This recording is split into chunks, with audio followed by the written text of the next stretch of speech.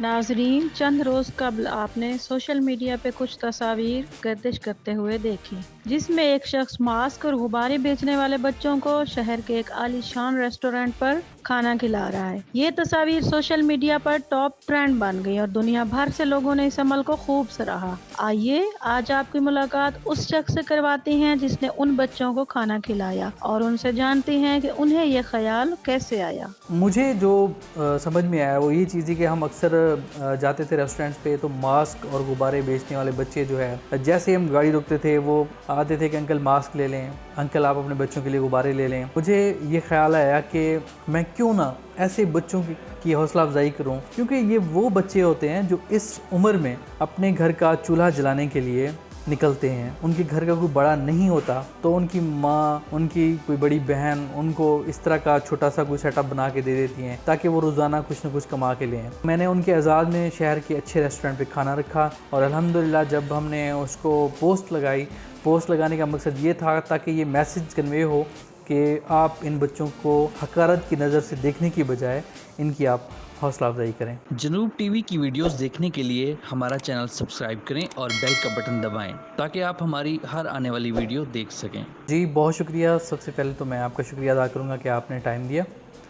तो मेरा जो सबसे मेन मकसद है वो दिखावा करना नहीं था, ये चीज़ करके कि मैंने काम किया है तो मैं दिखाऊं, लेकिन मैं मोटिवेट करना चाह रहा था। मैं एक मैसेज देना चाह रहा था कि हम बड़े रेस्टोरेंट्स पे जाते हैं, खाना खाते हैं, सेल्फियां डालते हैं और हमारी एक कोशिश होती है कि हमारे साथ जो लोग शहर के अच्छे रेस्टोरेंट पे खाना खा रहे हैं उनका भी एक स्टैंडर्ड हो, एक लेवल हो, ताकि हम जो है ना अपने एक ताल्लुक़ बनाएं। मुझे जो समझ में आया वो ये चीज़ है कि हम अक्सर जाते थे रेस्टोरेंट्स पे, तो मास्क और गुब्बारे बेचने वाले बच्चे जो है, जैसे हम गाड़ी रुकते थे वो आते थे कि अंकल मास्क ले लें, अंकल आप अपने बच्चों के लिए गुब्बारे ले लें। तो मुझे ये ख्याल आया कि मैं क्यों ना ऐसे बच्चों की हौसला अफजाई करूं, क्योंकि ये वो बच्चे होते हैं जो इस उम्र में अपने घर का चूल्हा जलाने के लिए निकलते हैं।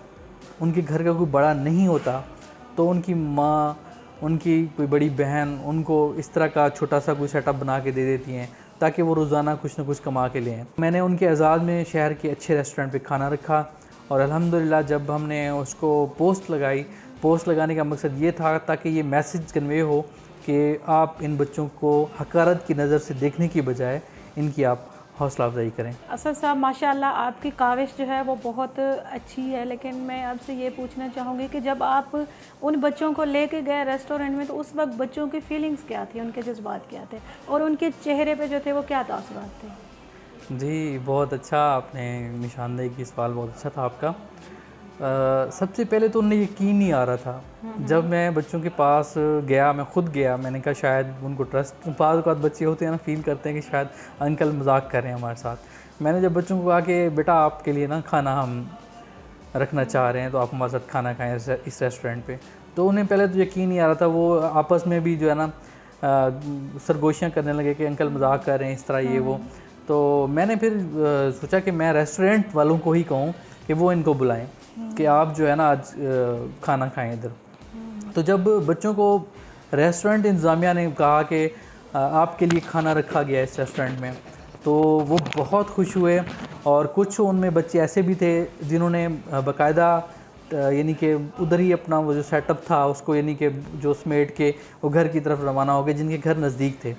तो वहाँ जाके उन्होंने अपने ड्रेस चेंज किए, नए कपड़े पहने और उनके मतलब कि एक जज्बात थे कि शायद इस रेस्टोरेंट में, बड़े रेस्टोरेंट में जाने के लिए नए कपड़ों का होना बहुत ज़रूरी है। लेकिन मेरा ये ख्याल है कि जिनके दिल साफ़ हों, तो साफ़ दिल में मैले कपड़ों के लिए बहुत जगह होती है। तो वो बच्चे थे, उनकी ख्वाहिशें थी। जब वो रेस्टोरेंट के अंदर आए तो बड़ा अच्छे तरीके से हमने उनको वेलकम किया और पहला मैसेज उन्हें हमने ये दिया कि बेटा ये तमाम तर जो है इंतज़ाम आपके लिए किया गया है। हमने अभी ऑर्डर नहीं किया खाना, आप लोग जो अपनी मर्ज़ी से खाना चाहें यहाँ पे आप ऑर्डर दे सकते हैं। किसी ने मटन खाना है, किसी ने बर्गर खाना है, किसी ने बिरयानी खानी है, जो भी यानी डिशेज़ हैं आप यहाँ पे खा सकते हैं, जिस बच्चे ने जो खाना है। तो किसी ने कहा जी कि मैंने जो है जनाब चावल खाने हैं, मैंने जो है ना जी सालन रोटी खानी है, मैंने राइस खाने हैं। एक ने कहा मैंने जनाब वो बाहर मटके में बन रही होती बिरयानी वो खानी है। तो मैंने वही जो उनकी रिक्वायरमेंट्स थी वो ऑर्डर किए। एक बच्चा उनमें था कि जो मुझे पकड़ के कहता है अंकल अंकल, मैंने कहा जी बेटा, तो वो मुझे कहते हैं कि अंकल मैंने ना रोटी नहीं खानी। मैंने कहा बेटा आपने क्या खाना है? तो कहते हैं कि मैंने सिर्फ बोटियां खानी है। अच्छा। तो मैं इतना इस चीज़ के ऊपर हुआ कि मतलब कि उसको बोटी खाने का कितना शौक़ था। तो मैंने स्पेशली मतलब कि जो वहाँ पे वेटर्स थे उन्हें भी कहा कि आपने इस बच्चे को जितनी ये डिमांड करे बोटियाँ देनी है। और सब बच्चों को से कहा कि जो कोल्ड ड्रिंक्स आप पिएँ, 1 पिएँ, 2 पिएँ, 3 पिएँ, आप अपनी मर्ज़ी से यहाँ पे पी सकते हैं। और जब वो खाना खा रहे थे तो आपने यकीनन वो तस्वीर देखी होंगी, तो उनमें जो बच्चों के जज्बात थे वो यकीनन देखने वाले थे। और मैं जब ये मंज़र देख रहा था तो मेरी खुशी की कोई इंतहा नहीं थी। मैं ये सोच रहा था कि आज जो अल्लाह ताला ने मुझे सआदत बख्शी है, मैं गुनाहगार सा बंदा हूँ और ये इतनी बड़ी सआदत मेरे अल्लाह ने मुझे बख्शी है, तो यकीनन ये जो है बहुत बड़ा मेरे लिए जो है ना सरमाया है। इसका खराज तहसीन जो है पेश करूँगा अपने उस्मान महमूद साहब को, कि जो वक्तन फ़वक्तन मेरी रहनुमाई भी करते रहते हैं और इस तरह के जो है मोटिवेशन मैसेज देने के लिए वो मुझे मेरी रहनुमाई करते रहते हैं। अच्छा असद साहब, अभी आप कह रहे थे कि इस तरह के जो भी आप काम करते हैं तो लोगों को मोटिवेट करने के लिए, मैसेज देने के लिए आप उसकी ना पोस्ट करते हैं, तो थोड़ा तफसील में बताएंगे कि इन बच्चों के अलावा भी आपने समाजी फलाह बहबूद के लिए कुछ इस तरह के काम किए? जब से पाकिस्तान में कोविड आया तो तमाम तबकात बहुत ज़्यादा मुतासर हुए। तो जब कोरोना में सख्त लॉकडाउन हुआ, पहला लॉकडाउन, तो उस दौरान जो है सब ने अपने घर के लिए राशन का बंदोबस्त कर लिया। किसी ने 2 महीने का स्टॉक कर लिया, किसी ने 3 महीने का, और ख़्याल ये किया जा रहा था कि आगे भी इस तरह सिलसिला बढ़ेगा। तो जो जितना अपनी इस्तिताअत के मुताबिक स्टॉक कर सकता था किया। लेकिन मेरे जहन में ये ख्याल आया कि यार हमने अपने लिए तो बहुत कुछ कर लिया स्टॉक, तो ऐसे जो दिहाड़ीदार तबका है, जो मज़दूर तबका है, जो सफ़ेद पोश लोग हैं, जो हैंड टू माउथ हैं, मतलब कि वो कैसे सर्वाइव कर पाएंगे लॉकडाउन के दौरान? वो कैसे मतलब कि जो जिनका पहले रोज़ाना मतलब कि अपनी जो दिहाड़ी कमाते हैं उससे अपने घर का चूल्हा जलाते हैं, तो वो कैसे इतना बैकअप करेंगे? तो मैंने फिर जो है अपना एक बजट मखसूस किया कि मैं जो है ना अपनी गुंजाइश थोड़ी सी निकाल के कुछ राशन के बैग्स बनाऊं और जो देखूं बहुत ज़रूरतमंद लोग हैं तो उन्हें मैं वो दूं। तो राशन भी दिए मैंने। तो जब एक घर को राशन जाता था, ज़ाहिर है वो मैसेज दूसरे घर में भी चला जाता था, तो फिर इस तरह उन्होंने भी रब्ता करना शुरू किया। तो अल्हम्दुलिल्लाह कोविड में फिर हमने सैकड़ों घरानों में राशन भी दिए। उस दौरान कोई ऐसा कि जो इलाज की घर से जो है हमसे रब्ता करता था, उन्हें हमने इलाज करवा के दिया। इस तरह माजूर बच्चों के लिए हमने जो है घर भी बनवा के दिया, एक कमरा। तो हमारा ये होता है कि हम खुद नहीं करते, मतलब कि अगर एक फ़ैमिली हमसे रब्ता करना चाह रही है हेल्प के लिए, तो हमारी ये कोशिश है कि उसके लिए इस तरह का बंदोबस्त करें कि वो खुद जाके वहाँ पे कराएं उस फैमिली के लिए। फ़र्ज़ कि आप रब्ता करती हैं हमसे कि हमने इस फैमिली की मदद करनी है, तो कैसे करें? हम ये चाहते हैं कि आपको उनका एड्रेस दे देते हैं, उनका कॉन्टैक्ट नंबर चाहिए आपको उनका कॉन्टैक्ट नंबर हम प्रोवाइड कर देते हैं, आप खुद ही चले जाएँ। तो एक तो ये है। दूसरा ये है कि अगर इन केस उनके पास टाइम नहीं है, उनकी बहुत ज़्यादा मसरूफ़ियात हैं, तो फिर हम कोशिश करते हैं हम कि उन एस्टीमेट लगवाएं उसकी कॉस्ट कितनी है, तो वो फिर इस हिसाब से हम उस फैमिली को प्रोवाइड करते हैं। और पोस्ट हम इसलिए लगाते हैं, अक्सर लोग हमें कमेंट भी करते हैं कि जी नेकी कर दरिया में डाल, और जो है दिखावा कर रहे हैं आप। तो हम फैमिलीज़ को शो नहीं कराते उसमें, ना ही हम किसी के फेस दिखाते हैं, सिर्फ एक मैसेज देते हैं कि आप भी सोसाइटी के लिए बहुत सारा काम कर सकते हैं। आप अपने आसपास जो नीडी लोग हैं, आप उनकी ज़रूरतें पूरी करने के लिए इस तरह का इनिशिएटिव ले सकते हैं। और हमारी पोस्ट में मैसेज होता है बाकायदा कि आप अपने आसपास जो भी ज़रूरतमंद देखें तो उनके लिए इस तरह का आप इनिशिएटिव लें, ताकि जो ज़रूरतमंद लोग हैं, जो फाका कशी पे मजबूर हैं, तो वो बजाय इसके कि किसी और तरफ जाएं, कोई गलत इक़दाम उठाएं, उनको बाइज़्ज़त तरीके से वो चीज़ें हम प्रोवाइड करें। असद साहब, जिस तरह आपने बताया कि आप मुखय्यर हज़रात के थ्रू डिफरेंट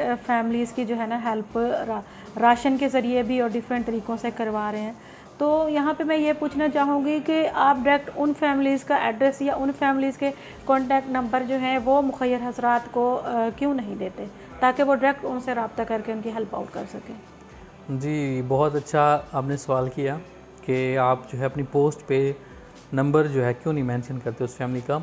तो हम स्टार्ट में इस तरह ही करते थे, हमने अक्सर प्रोग्राम्स भी किए मैंने, कुछ फैमिलीज़ होती थी जिनके वीडियो बना के हम पोस्ट बना के उनका बाकायदा नंबर भी चला देते थे। तो चंद एक शिकायत मौसूल हुई हमें उन फैमिलीज़ की तरफ से जो सपोर्ट करना चाह रहे थे उस फैमिली को। बाज़ औक़ात कुछ लोग बाहर से भी रब्ता करते हैं, फ़ॉरेन कंट्रीज़ से भी रब्ता करते हैं उन नीडी फैमिलीज़ से। तो वो क्योंकि एक जब नीडी फैमिली है उसकी वहाँ से कोई हेल्प कर रहे हैं, तो अब वो अकाउंट नंबर भी एक उनको प्रोवाइड करते हैं, तो वो अकाउंट नहीं पता कि किस तरह की एक्टिविटीज़ में यूज़ हुआ है। बाज़ औक़ात उस फैमिली का अपना अकाउंट नहीं होता, वो किसी हमसाये का अकाउंट नंबर दे देते हैं, तो वो बाज़ औक़ात कहते हैं पेमेंट पहुंची है नहीं पहुंची, मदद हुई है नहीं हुई, डबल माइंडेड हो जाते हैं। और अगर वो मदद हो भी जाती है तो वो फिर ये नहीं देखते कि जिस फैमिली ने हमसे कांटेक्ट किया है उनकी वहाँ क्या मसरूफियात हैं, वो किस टाइम अवेलेबल होते हैं। वो दिन रात उनको कॉल्स पे कॉल, वीडियो कॉल, मैसेज, तो इस तरह की बहुत सारी शिकायत मौसूल हुई हैं। और ख़ास तौर पे जो फ़ॉरेन कंट्रीज़ में रहते हैं लोग, उनके लिए अलग रूल्स होते हैं। उनके पास एक परफॉर्मा होता है बाकायदा, किसी के पास कोई डोनेशन भेजने के लिए कि आप जिसको पैसे भेज रहे हैं तो ये आपका क्या लगता है रिश्ते में, आपका फ्रेंड है, फैमिली फ्रेंड है, रिलेटिव है, क्या एक्स जो भी है। तो वो फिर उनको वहाँ फ़िलअप करने में बहुत मुश्किल होती है, क्योंकि हम तो वीडियो चला देते हैं। अब फ़र्ज़ करें एक घर में 10 अफराद हैं, उसमें 9 अफराद नीडी हैं बहुत ज़्यादा, और एक जो फ़र्द है वो नीडी नहीं है बल्कि उसकी एक्टिविटीज़ भी मशकूक हैं। तो क्या हम उन 9 अफराद को जो है उस एक के ऊपर जो है हम उनको ख़त्म कर दें? उनकी जो ख्वाहिशें हैं, उनके जो ज़रूरियात हैं। अब एक बूढ़ी वालदा उस घर में रह रही है, तो हम क्या चाहें कि अगर उसकी बेटे की एक्टिविटी गलत है, वो गलत रास्ते में निकल गया है, तो हम उसकी माँ को रहम व करम पे छोड़ दें, उसी हाल में छोड़ दें कि आपका बेटा ठीक नहीं है तो हम आपकी हेल्प नहीं कर सकते।